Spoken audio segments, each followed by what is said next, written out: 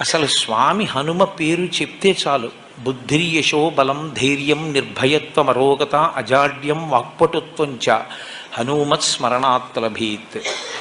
హనుమని స్మరించినంత మాత్రం చేత, హనుమకి నమస్కరించి హనుమని సేవించినంత మాత్రం చేత హనుమ యొక్క గొప్పతనం ఎక్కడుందంటే అజాడ్యం. ఆయనని సేవించినటువంటి వారికి జాడ్యము పోతుంది. జాడ్యము అంటే జడత్వము. జడత్వము అన్న మాటకు అర్థం ఏమిటంటే స్పందన శక్తిని కోల్పోవడం.